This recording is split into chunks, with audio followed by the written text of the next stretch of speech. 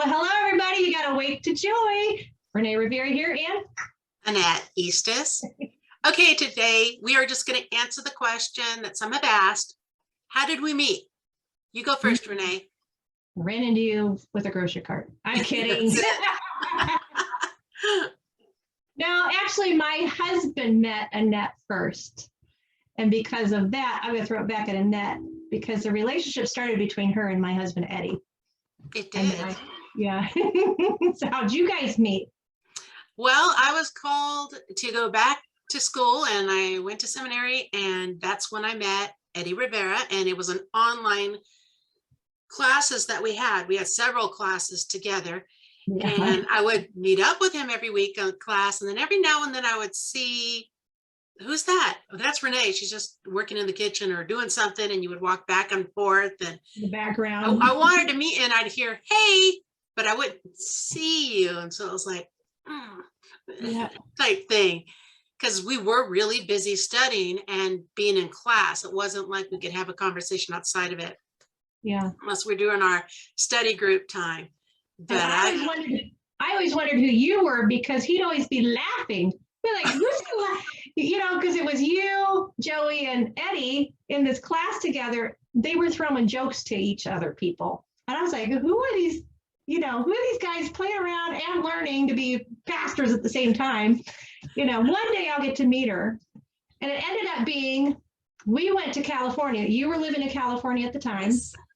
I hadn't met you yet. And we were taking a trip. He's like, I need to go see my friend Annette. I'd like to meet her in person, he said. I'm game.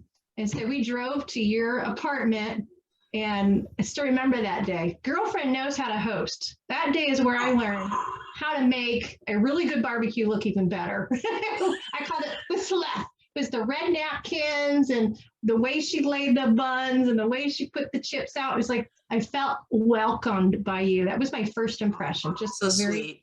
Very hospitable, very welcome, and very passionate about Jesus. You and John both passionate about Jesus and the love of your kids. You guys just worked together like it just flowed.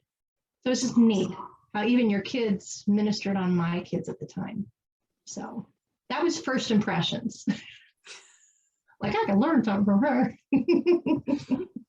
I didn't have a full view of you because I always would just get you'd stick your head in the camera while I was in school with Eddie. Hi. And then you were gone.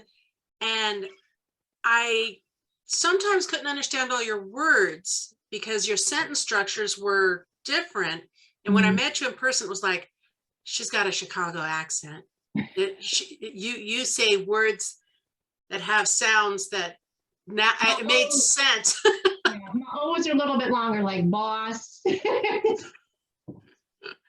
And so it just took a little bit of figuring out to get used to your sentence structure a little bit, because it was not from California, definitely. Yeah, because I was in Indiana for 18 years-ish, 20 years, Indiana girl. I was a country corn girl. And then how many years in Chicago? 20 years in Chicago. Wow. So it affected you. Yeah. So I went from country to city and kind of slang them together. Right. But you were definitely a California woman, but God moved you. God moved both of us. After that visit, that first visit, you and I began talking. And I remember one of the first times on the phone. And I remember walking my backyard, and you were speaking something to me that you were kind of praying about with God, and God gave you a word that needed to be spoken to me. And when I hung up, like, whoa, she's kind of like an army sergeant. Like, she knows her stuff. And I was scared. I was scared of you. Because I got to know not the hospitable Annette, but I got to know that she knows her stuff. You were holding me to the fire because you knew what God was asking me to do as well. And so you were holding me accountable, and I hadn't had somebody accountable like that in my life before. Relationships were not like that intense, if that makes sense. At first it felt intense. Then I was like, this is good. This is good for my soul. This is good for my heart. This is good for my growing. And I needed an Annette in my life who had your gifting. So you became that iron on iron. When we talk about that in videos and stuff like that, that's what I mean. I got my iron on iron and it's Annette. But I remember the first time getting to know you, I was like, whoa, okay, I better follow through or she's going to ask me, you know. Ask me. Not one of those friends that's going to ask you something rough in an appointment or on a phone, and then she'll forget it and you hope she forgets it. No. Annette cares, and she will follow through, and she will ask later.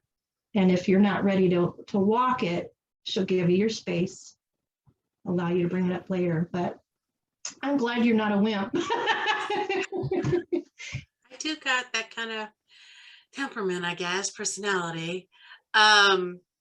I remember you and John just getting along fabulously at the house there, and my kids just being drawn in by you because you would ask them questions of what they were doing and all this other. They just weren't furniture.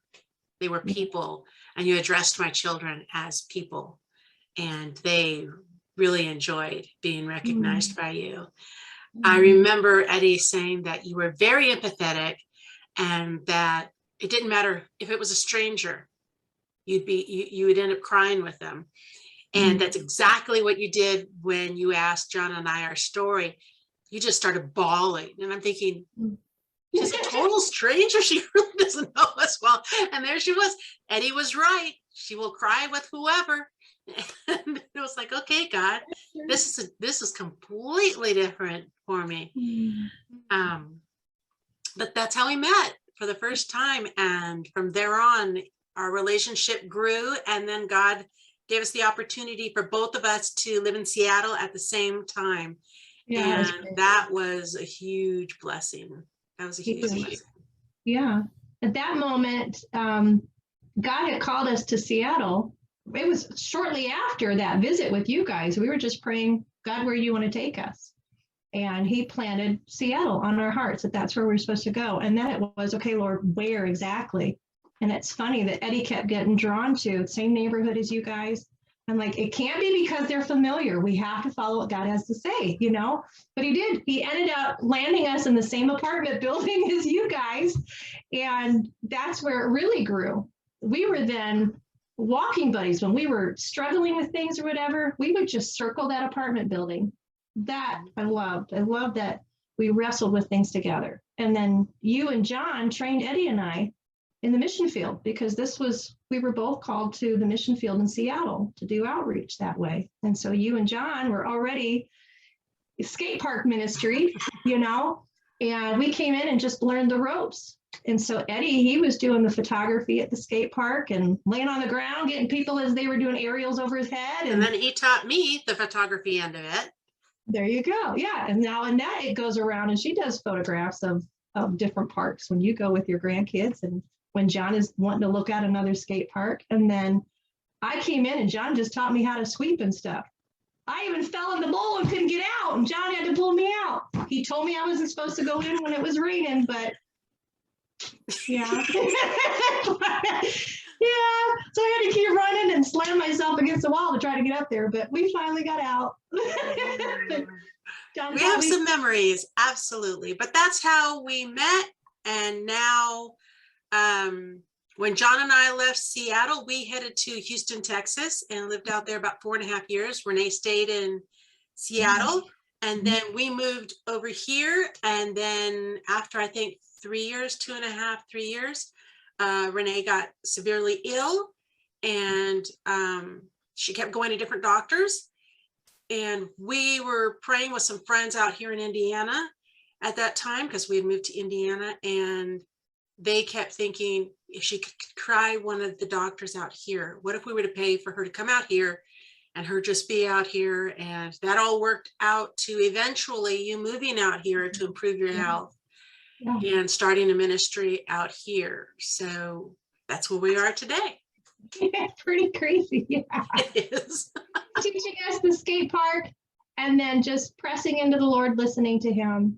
My favorite thing of the skate park was just, I always had to keep going up to the log and not even be in the skate park. But God, at that time, had grown me in my intercessory gifting and listening to him well. And then he moved us to another area of Seattle, which was Federal Way. And so we had outreach there while you guys were over in Texas. So God was still growing us in hearing about him and learning from him and passing that to other people, being hands-on, walking alongside people. Totally different communities that God sent us both to as well. And it never looked like we would meet up again, if that makes sense. Yeah, I always thought God would keep picking you up every 3 years and take you somewhere else, somewhere else, somewhere else, somewhere else. So never expected, honestly, I never expected for us to move back to the same area and be 30 minutes away from each other. So that's where we are now. Yeah. I live in Albion, Indiana, and she lives in Auburn, Indiana, which is 30 minutes away by car. Yep. Yep. But that's where we are now. And then God called us to work together on the Awake to Joy. So ta-da! There's so much more to that story. But I'm grateful. I'm grateful to meet you, and I'm grateful for the challenge that you've brought into my life. I'm sorry that the word challenge is attached to your name, but it's a good thing. It is. Because That's how it is with me. And that has stirred me to grow. And I even remember there being a party and having you and John come after I had first moved here. I think it was a birthday party that my family. And I remember my sister going, "Oh, are you the Annette that made my sister move to Seattle?" I'm like, Didn't make you move. No, but I would speak about you often with my family. And so my family even knows we are family. We're like blood, if that makes sense. We're that scripture. There are friends who pretend to be friends, but there is a friend who sticks closer than a brother. We're stronger than the blood that family creates. We are family. And we feel that way with our kids, with our grandkids, with each other, each other's husbands. We're family. She's my sister.